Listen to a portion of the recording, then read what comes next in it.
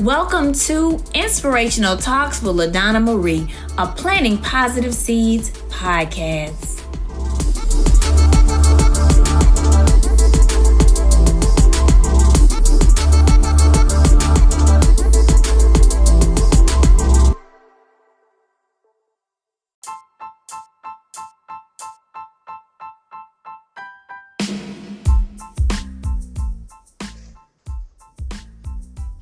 Hello, everyone, and welcome to Inspirational Talks with LaDonna Marie. You know, we always have amazing guests coming on the show. The show's title is The Plant Positive Seeds in the Lives of Others. And so tonight on the show, we have Mr. Charles Barnes, and I'm so excited for him to come in and share with you, different things that he's doing in the community. He'll tell you a little bit about himself, and we'll get to hear all about the things that he has coming up next. He also has Dr. Patrice with him, and so she'll get a chance to conversate and talk to you all. So without further ado, Charles, I would like to welcome you to the show. Thank you. Appreciate that. Glad to be here. You are so welcome. So I was reading, the information that you sent in, and I saw that you're a poet and you're an experienced lyricist and a writer, and you're using those experiences and the pains and the triumph of your experience to write poetry.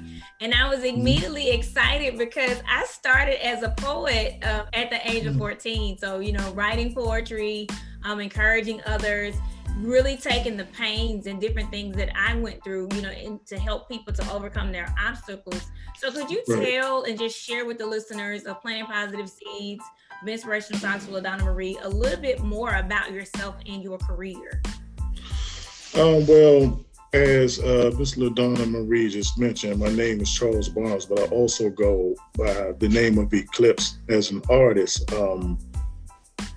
I've started writing like just poetry and even songs at a very young age. I'm very familiar with just being on stage and performing in front of a crowd. I've always loved to write. The teachers always gave me awards for my writing in class, even when I was in elementary school. And I would write things even different stories that I would write in books, but I would write them poetically, using rhyming words to tell different stories as a kid. And by the age 4, I grew up with a father who was a singer as well as a drummer in a band who used to keep me, close to him and take me to all his gigs at the club. So I was always just kind of around that environment. And I just been writing pretty much all my life, and I just mastered it over time, starting at a very young age. So, I won competitions in school for poems that I've written. I would always write poems if there was a death in the family, or even with friends who may have lost family members, everybody would always come to me and say, could you write a poem for my aunt or for my father or whoever passed away? And I've just always liked to utilize my ability to dig deep and touch the people's hearts of those who lost a loved one and really reach into people's soul, with the things that I would write. Well, that is so awesome. So, okay, from this moment on, I'm going to call you Eclipse, okay? Okay. I'm going to call you Eclipse. We're going to make sure, we let people know. But thank you so much for sharing, and congratulations on, just the buildup of your career in writing poetry and being able to reach people, with your words and with your music. And, like you said, growing up with your family, so you mastered it over time. And, that's amazing, because that's how, things that come to you easily, that's what I tell people, those are your gifts, because it's like second nature to you. It's something that you can just, do with all your heart and all your passion, and then it becomes a part of your purpose. So you've done just that with, writing poetry, and also, being a lyricist and producing music and doing different things. So congratulations on, all of that. And we'll get more into, whatever you would love to share, because here on Planting Positive Seeds, we like to plant positive seeds in the lives of others, and that's helping others to see, the things that we go through, the things that we do, helping them to be authentic about life. And so with that being said, I just want you to share with the listeners, what inspired you to do, to become writing with music, and then your poetry. What inspired you? Well, that would have to go right back to my dad, because again, like my father was a drum and singer in the band, so he was my first inspiration for sure, because he just instilled that whole music, performing, writing scene within me. I was always around him as just a little young kid, while he was doing the things that he was doing, and I just felt naturally comfortable. Like I used to watch my father perform on the stage, and he even used to have me do like warm-ups to his shows. And I would perform, and even at ages like 4 and 5, I was getting paid a lot of money. Like I would leave with pockets full of cash, where I would just have the adults there amazed by my talent, just throwing money at me. So you would just see dollars and $5 bills and $20 bills just all around my feet, doing whatever I was doing. So that money was a big inspiration, even at a young age, because it made me want to, it showed me something that, like, wow, this might be something I really might want to do, as well as it made me want to actually tap into my creative side to really see what I was capable of. So I definitely was inspired originally by my dad, and then it just grew over time. Okay. So that is just so amazing, because listen, kudos to your dad. And then by you being able to see him, and he modeled, being a drummer and him following his dreams and doing things that he liked, and you ultimately picked it up. And like that, like you said, the money was an incentive yes. for you to tap into, the gifts inside of you, and to dig down deep and to give, yourself and other people more. And that's one of the things, like I have 2 boys, and my oldest son, he loves to draw. I found that out at about the age of 5, and since I write books and children's books, I was like, you coming into the family business. But it's just like he wanted to do it, and now he doesn't want to do it. But I told him, I said, let me just show you how much illustrations and people who are doing illustrations they make out here. And I was like, that could be your own money. Exactly. I was like, so I wanted to just show him, the possibilities of what he could have. And so I'm glad that you had a role model at a very young age, so that you could be able to know that you could dream to do all the things that you wanted to do, and then you already had time to step on the stage, be with your dad and get some experience. So that was an amazing journey. Well, I'm going to yield over to Dr. Patrice. I'm going to introduce you on in, and if you have anything that you want to add, feel free to turn your mic on and come on in the room. So I'm Dr. Patrice. I actually really like your page and the work you do. Sometimes your posts, and I'll get back to Eclipse, are very simple. Sometimes you just post words of impact. Other times you have posts, and other times you have pictures. But I like the way you do it. That sometimes the message is very simple, just words of impact that we can take and interpret as it hits us. And then other times you give us full messages. Very good work from one writer to another. Thank you so much. So I wanted to talk about the inspirational aspect of Eclipse. Okay. And I think this piggybacks with your boys going into the family business. I think that we can never underestimate what we are planting into a child's DNA or into the makeup of what that child will become. Facts. So I can only imagine that Eclipse, even in utero, had to hear his father practicing the drums, or had to hear his father in rehearsal, and that we know that children in utero can hear, so that he's picking up on cadence, he's picking up on sound, he's picking up on rhythm, he's picking up on structure before he's born. So then when this child comes in with so much talent, it is amazing, but in ways it's not, because we already planted it. Right. So I think that with him, another thing that inspired him is he suffered great tragedy from the time he was very young onward. His life has been filled with a lot of loss. Yeah. And I'll let him speak on the specificities of the loss. But because of the loss, as a child, he got lost for a great amount of time. The father figures in his life were either taken away by addiction or by actual murder. And he just became undirected, without correction and without guidance. And he speaks in his music of feeling trapped, alone, and living a life without protection and without correction. But it being, that every step he took was a dead end, and he was running out of time, but it was still too late. He had to hold his own without anybody to whisper to him, this is not the direction. This is not how you do it, son. As a Black man, this is not how you do it. So he became very angry and he fought a lot. But the one thing that always could affect his mood was music. And oftentimes, because of his anger, people couldn't reach him, but music always could. So I think for him, it's always been a constant. And I think even before he could remember, it was a constant. So that it's familiar to him and it's calming to him as a child going through turmoil that children should not have to experience. And that planting of the DNA has embraced him and in some ways been a gift from Holy Spirit that has sustained him where he should have fallen prey to many traps of street life and the traps of a Black man not having direction.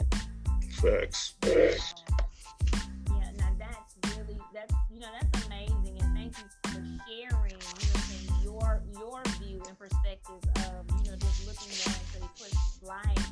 And I just want to say that I'm going to let him speak about it the same way with my poetry, because I often tell people on this floor, on this show, that I am a survivor of attempted suicide at the age of 14. And so my poetry stemmed out of my hurt, my pain. Back then I said if we were the type of family that went to, like doctors or psychiatrists, I probably would have been diagnosed with depression. Because I withdrew a lot because of the bubbly person that I am today, the loving and kind person that I've always been. It wasn't really well reserved as a teenager. And so I thought maybe something was wrong with me. And I didn't really want, it felt weird in my family. And so what I decided to do was, the Lord, you just had an encounter with me, and then he helped me to just say, hey, I validate you. And so even if they don't validate you, I validate you. But it's still, like Dr. Patrice said, I still felt like I had no guidance. I still felt like I was like really doing it on my own. It was kind of like I was learning and I was making mistakes at the same time. So I was trying to give myself grace and still trying to, be a big girl, like be a teenager. And so I understand, like in your music, how you share your pain, how you share, the different things that you experience, because it is what you've experienced. And so I share a lot of that in my poetry as well, because that was one of the reasons why I think it was the third book God said to me that I had to share with people why I smiled and why I was so excited and why I was just, great at being able to talk about resilience and talk about healing and why it was necessary, because I was one of the ones who had to go through. I had my own set of circumstances. And so I'm going to yield over to you, Eclipse. You can, plug in and put in what you want to share with the listeners more about your journey. Right. Okay, well, just like we was just speaking on, just thinking of different obstacles and different things I experienced when I was young. I spoke a little bit about, my father being my inspiration, as a young child growing up. But just on keeping it real on the other side, my father also, at the same time, was like very absent in my life because of substance abuse.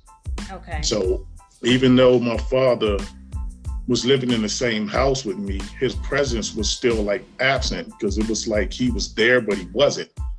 So I grew up lacking like that father figure that I really needed to kind of guide me and, you know, tell me the right way to do things or which way to go. Because my father was always like drinking, and there was a big disconnect. Even though he inspired me musically, I was missing a lot of other things that a kid needed from a father. Yeah, so that relationship and just being there as far as like the communication and some life skills maybe. Okay. Yeah, because so for him, you know, I mean, my father, for my dad, for him being a father to me was just buying me whatever I wanted if I needed something. But just that mental and spiritual connection that I might have needed, just those conversations, that communications, all of that stuff was absent. And then the closest thing I might have had to a father figure was my Uncle Chris, who ended up getting murdered at 25 years old when I was 12. Wow. So that took a lot out of me, and that's how I really became a very troubled, angry child at one point, because as Patrice mentioned, I was always in trouble at school. I was always getting into fights. Like, it changed my life forever. And then, like, as my journey went on, you know, I just started losing like just about everybody that I was really close to. Like, I got close to so many friends and even family members who were all dead before 30 years old. Wow.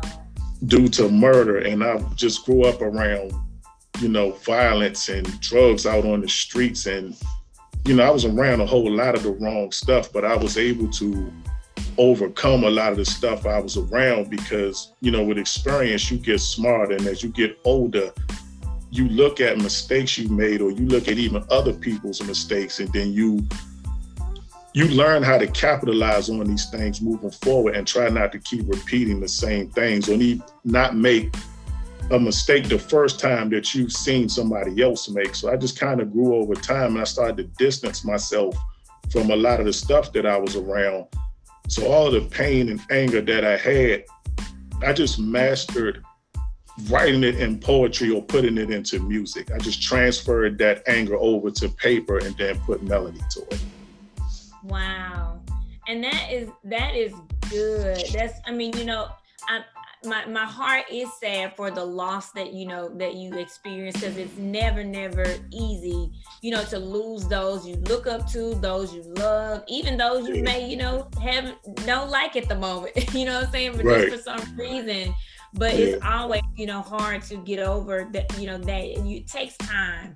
And so, you know, but being able to, like you said, look at your life and say, hey, this is what I want to see more of. This is where I want to go. So being able to pivot, you know, even in that time, that takes a lot of strength, that takes bravery, it takes courage. Because sometimes you, like you said, if you don't have a roadmap, because I often tell, you know, some of the young ladies that I talk to, you know, I feel like I didn't have a roadmap or anything. And so like probably this year I released the book that was called, oh no, it was last year, Things I Wish I Knew, Letters to My Little Sisters. And so I wrote all of that to them because I was being the big sister to them that I needed in my teenage years. Right. Because I don't want them to not have a roadmap or not have someone there to tell them, you know, the intimate things, or just to have that friendly conversation about a matter if they have questions. And so, you know, I thank you for, you know, saying, acknowledging that there was a need for a change, because a lot of people will get stuck in those places and it'll be hard for them to come out. And so I thank you for sharing that with the listeners. So we're going to the next question that I wanted to ask, because I know that you've done a lot of amazing things. I saw some things on your page and stuff about nonprofit and your music and things. So could you share with some of the listeners some of your highlights and some of your achievements over the years? Well, as far as highlights goes, I'll start again back when I was young. Back when I was in kindergarten, I think one of my first highlights for me, besides the stuff that I mentioned earlier with my father, like the performances and stuff, was when I was in kindergarten, I was going to West Elementary School in Washington, D.C., and I was in a talent show. So originally I had a really small part in the talent show, and once the teachers saw me in action, they completely flipped the whole program around and made me the star of the show. So that was a big highlight for me at a young age. And as I got a little older, I formed a rap group when I was about 8 years old with my cousin and two of my best friends. They're two of the ones that I mentioned earlier that are actually dead. They were both killed. But back then, they were my closest friends to me. They were like my brothers. I was in a group with them. You know, my father used to have us, you know, he just installed this into me so deep. He used to have us every weekend, like just practicing dance steps, putting on music, having us write and make songs at little ages. I'm sure you remember the group Another Bad Creation, ABC. We were kind of like them back then.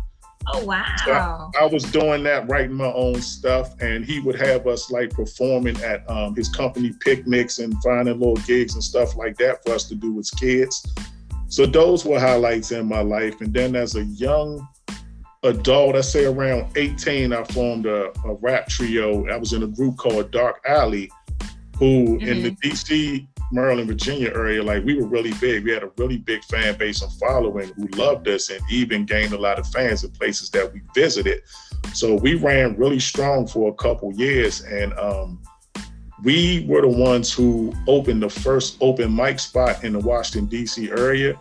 Okay. Because it's like in this area, there wasn't really anywhere you could go to like share your music or express it or, you know, do anything like that. So people used to come down to our club every Wednesday and, you know, they would pay to get in and they were able to perform. We used to have rap battles down there and, you know, it was just a lot of networking going on, and we were the ones who originated that in this area because it had never been done before. So I would definitely say that that was a great highlight of my life as well. Yeah, and I can say that's amazing. You know, even to form a group when you're younger, and then that's experience. You know, you having to perform for crowds, and you know, going to different places, and then that practice, because you know the practice is what makes perfect. He getting you all up there to practice so that you'll be ready for your opportunities.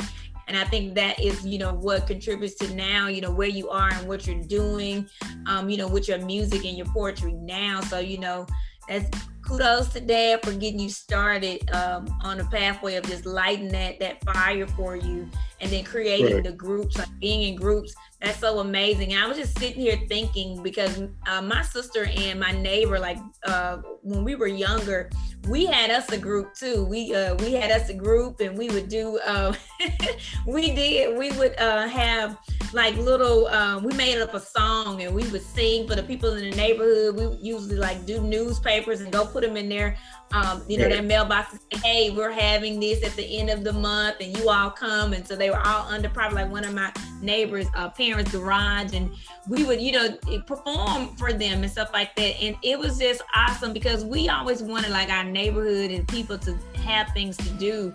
And so that was just like a memory that I was sitting there thinking about when you were saying that you all were going and, you know, doing different things in other places. So it's always good, because I do sing a little, but I always just said my voice was just for me and God. And so I usually just save it to just sing praises to him when I'm just in my own time. And other than that, I was like, I used to just sing in the choir behind people, and maybe every once in a while I would do a solo song, but I didn't really want to.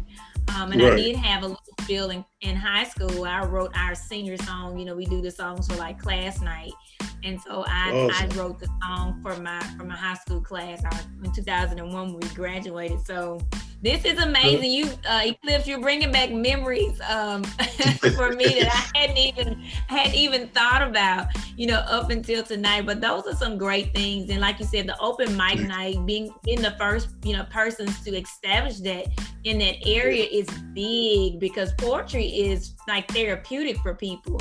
You know, I know when people grab the mic and they be able to, you know, say what's on their chest, and their open mic and, you know, spoken word.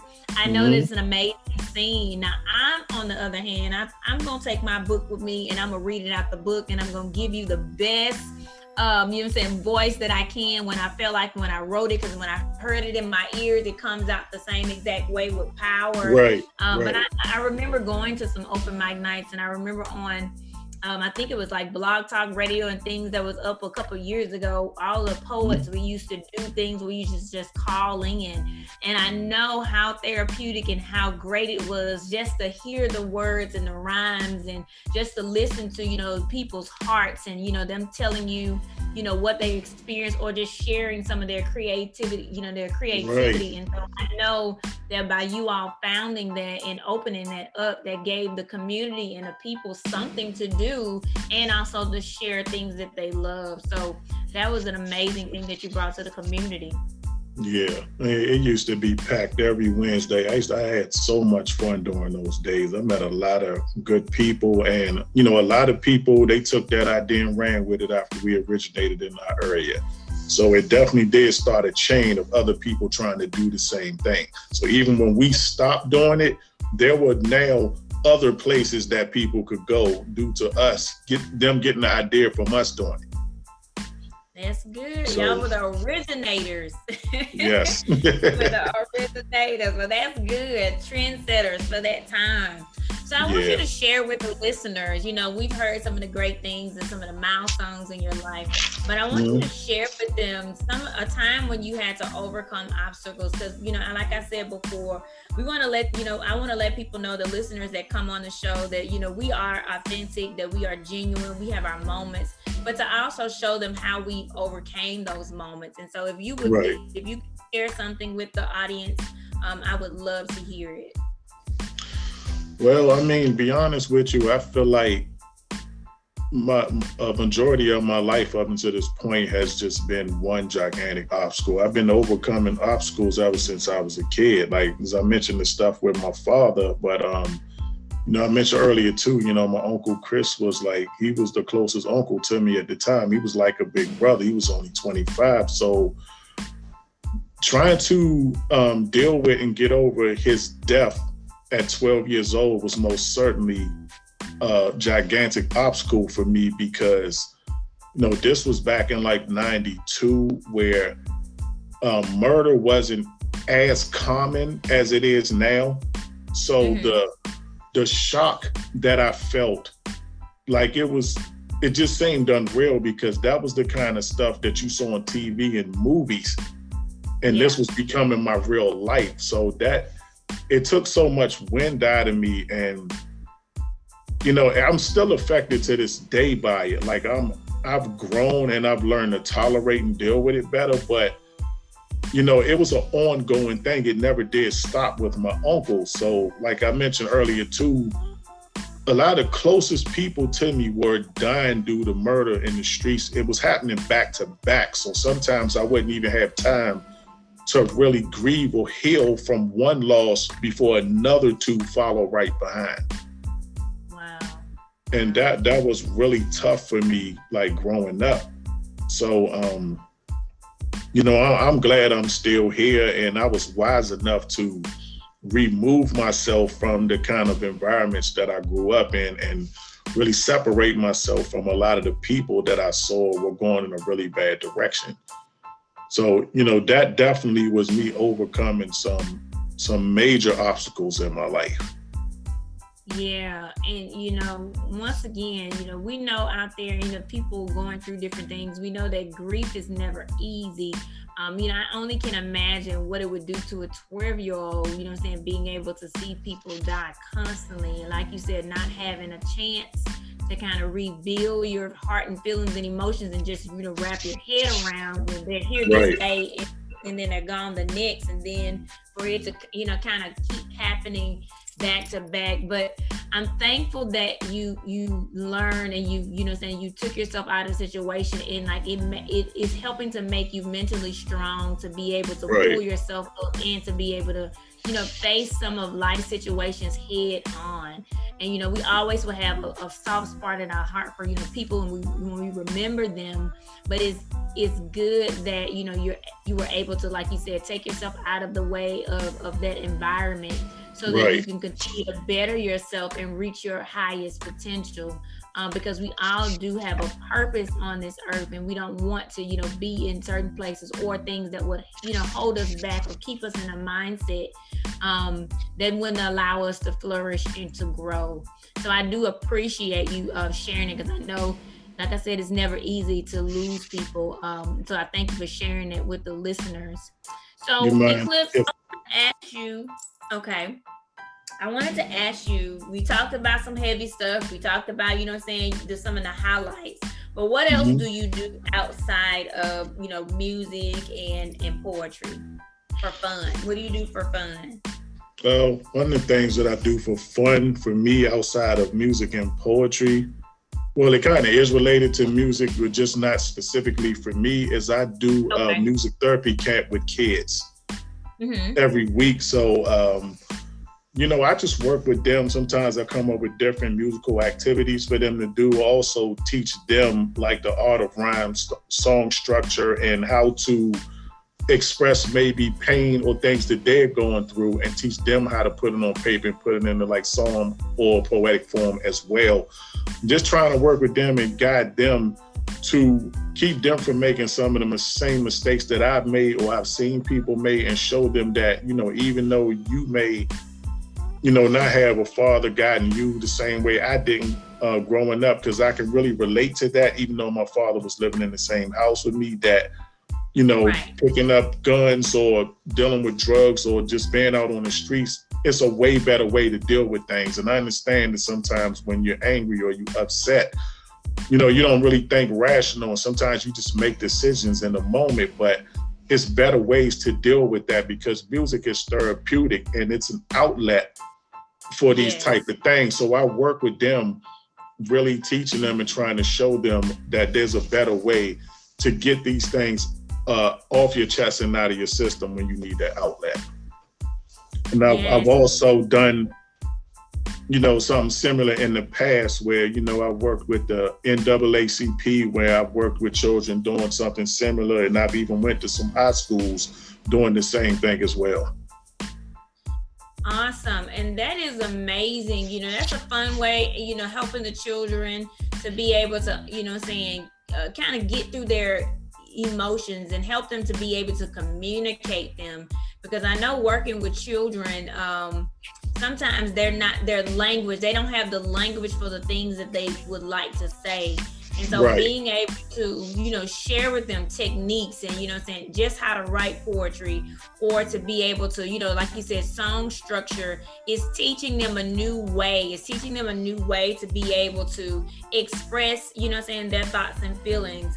That is amazing. And, going out to the different schools and stuff, like you are being, like you said, that father figure for those who may not have it. And like, that's a big deal for those, even if, the young children would never say it.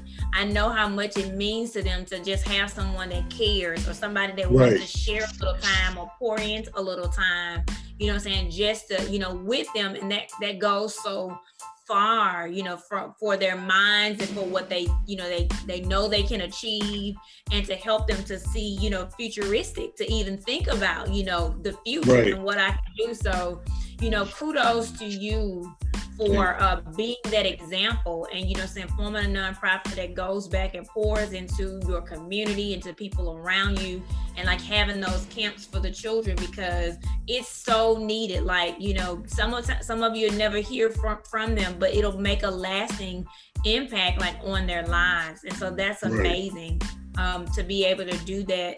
I just wanted to add, I know like my youngest is 10 now, but when he was about 3 years old, I noticed that he struggled with making friends. And as an adult, I say, okay, I see him not knowing how to, what to say, not knowing how to feel. Maybe he felt rejected, but at 3 years old, you don't know the word rejection. You just know the feeling. And so I ended up writing a children's book called Larry the Alligator Makes Friends. And my 3-year-old at the time, he was, my muse, because I saw him struggling through this, and I wanted to help give him language.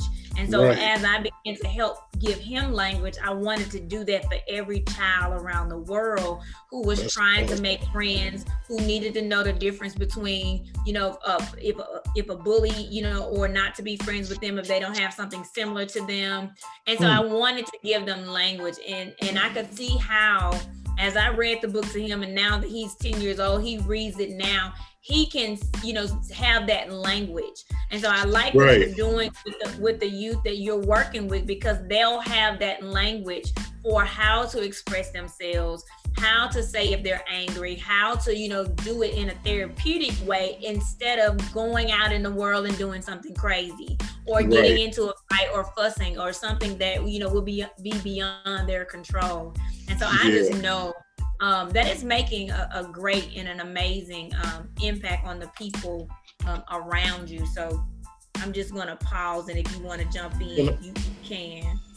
Yeah, I just wanted to touch on some of the things you mentioned about your book, though, because I just find that interesting. I know you said your son is 10, but a lot of things you touched on, I feel like, my little sister could have definitely used a book like that, because she suffered from this same lack of father figure, being present throughout us growing up. And my sister has had a lot of issues and troubles with making friends. She was bullied a lot in school, to the point where, to this day, at 30 years old, she's still traumatized from some of the stuff that she went through the bullies. So, I just wish that my sister had something like that could have helped her growing up, that maybe could have made some of the blows that she took, could have softened them or whatever. And I would even like to, get a copy or even see that book now, because even though you read it to a 10-year-old, she still maybe can read or find something in it that can really help her. Yes, and I will tell you, because I had thank you so much for that, because that was my, that's kind of like how my heart beats, it's like for the people. And I've always never wanted them to feel how I felt when I was younger, like not wanting to be here. So any way that God could help me to help someone else, I love it, because it comes out in my writing and it comes out with the books. But like one of the people who actually did review my book, he said the same thing. He said a lot of adults could gain a lot of nuggets from it, even though it was written in a language that from preschool, reading to your children all the way up into 5th grade, that they could get it, but we could also take nuggets from that. And so, the book is amazing, and I just wanted to help, because it teaches them how to, persevere, how to be assertive, and just how to be confident in who they are. And I picked an alligator because, alligators are naturally like volatile creatures.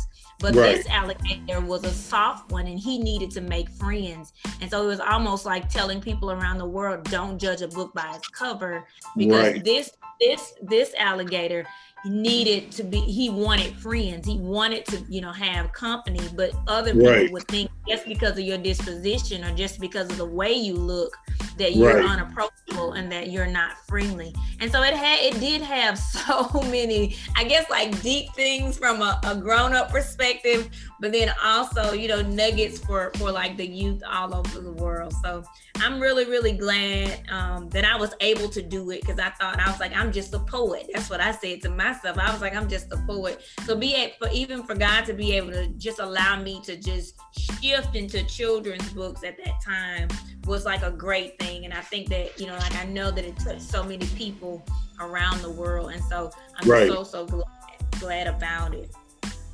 Yeah, so, go ahead. Oh no, I was just about to say, because at the end of the day, knowledge is timeless. Like, even though you may have been targeting younger kids, you got to think some of the lessons that we learned as children are still valuable, and we carry those lessons with us to this very day as adults. You know what I'm saying? So even though, when you were writing it towards younger children, it doesn't mean that even as adults, people can't get nuggets from it and gain knowledge that can help them as well, even at a much older age. I actually agree with that, because I think too that the thing that you have said so poignantly is that I did write it for children, but we have to think as adults, the experiences that we have and the ones that we didn't, sometimes we get frozen in certain spots. Every adult has a spot in their life of trauma where things stopped. And for people who have struggled with trauma in layers, so with his sister, she suffered with the lack of protection. Do you know how it feels for a little girl? You probably do, actually, to not have that safe place of running into her father's arms, or the protection, or that diligence of him intuitively knowing what she needed and how to move with her. And then she was already very docile. So when she went to school and was quiet, humble, and very docile, it just didn't vibe well. So without anybody to tell her, like the alligator, your disposition is different, but that's okay. And because it is, people are going to judge you. But look at these tools. So some of us are still in those childhood places in adult skin. And people are treating us as if the adult skin that we wear is equivalent to where we are mentally, but it's not. And so for people like you that write these, as Eclipse said, timeless books, the healing to me is as ageless as your book is timeless.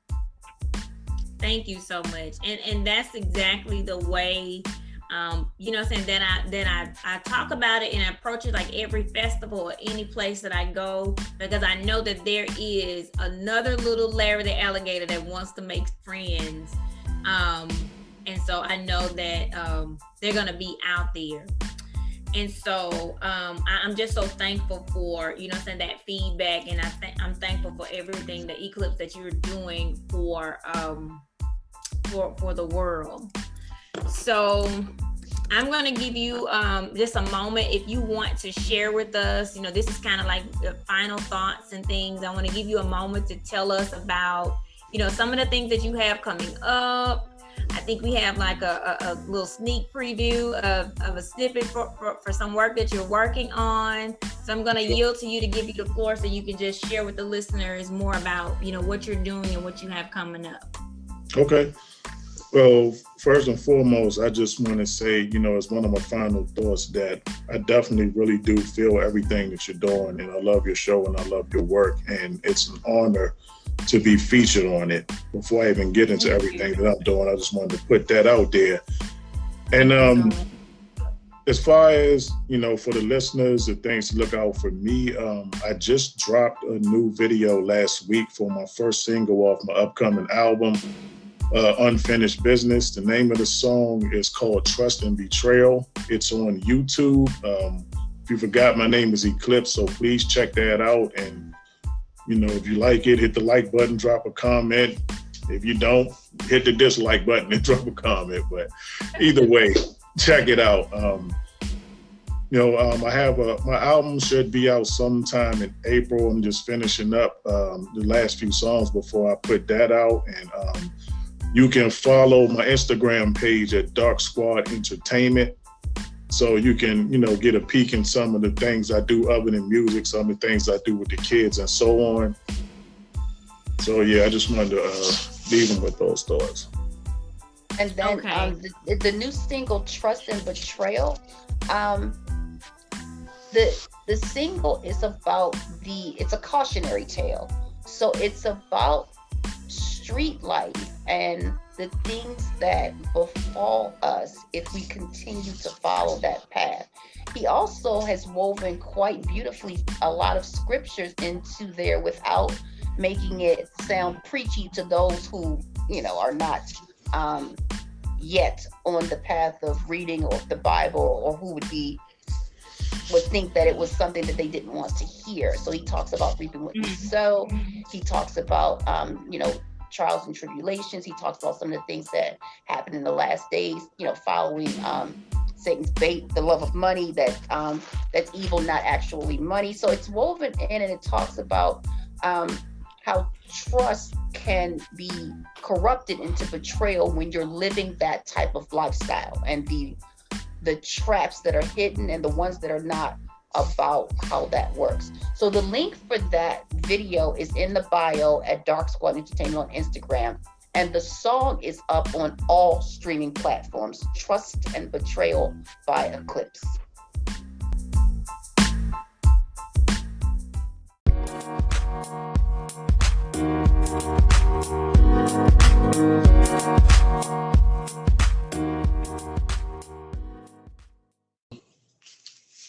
This song that she's about to play a snippet of this song that's called I'm Out. It's just basically an accumulation of experiences woven into one song. So I feel like anybody who's been in a relationship can relate to, you know, some of the stuff that I speak on. So we're gonna let it play and then we'll go from there. All right, here we go.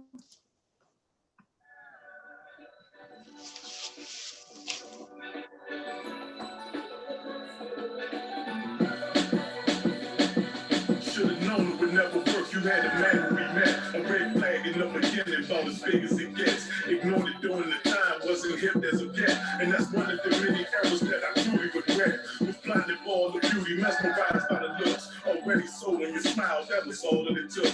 From there you just reeled me in like a worm in a hook. Face my jumping off in the cover without reading the book. We were winning in the beginning, everything was exciting. We were both on the same page, focusing on uniting. Then later on down the line, chapters needed rewriting. We were shining bright in the dark and started to alter the light.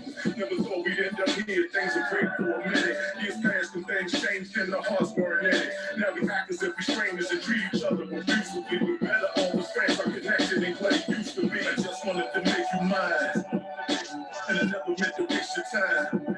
But as you'll find, I will never be. I'm out, I'm done. I gotta go, lady. Thought that you could sense to me, but I guess we weren't meant to be.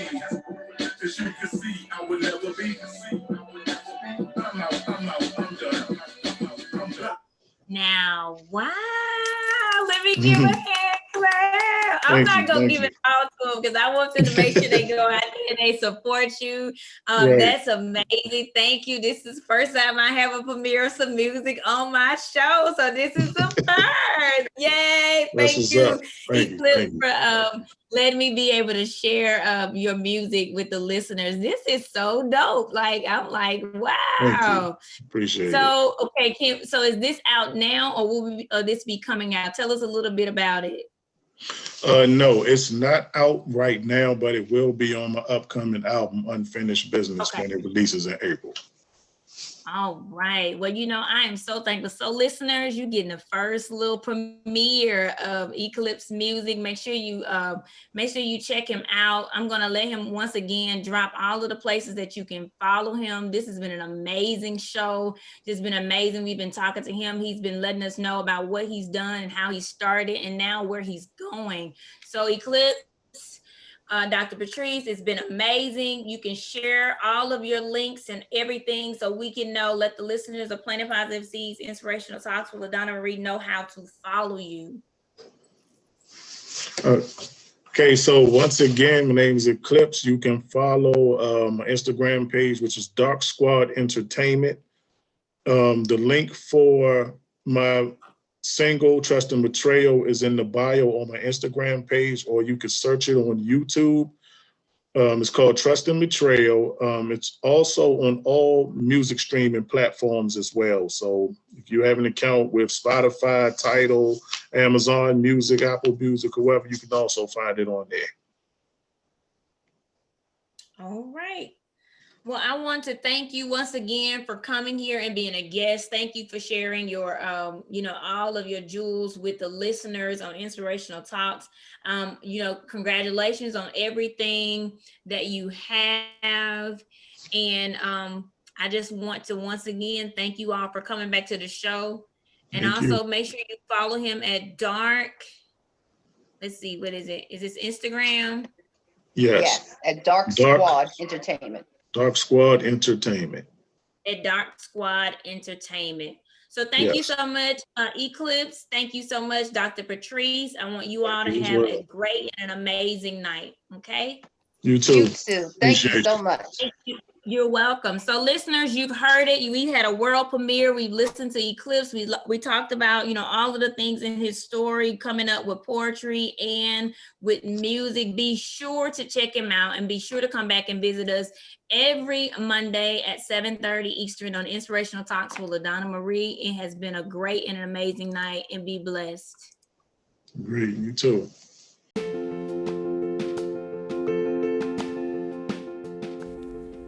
Hey everybody, it's LaDonna Marie, internationally multi-award winning author, speaker, and personal development life coach of LaDonna Marie Books, where my mission is to discover the champion in you through healing and changing the narrative in your life, one book at a time. You can shop and find out more information at www.ladonnamarie.org and check out the shop page.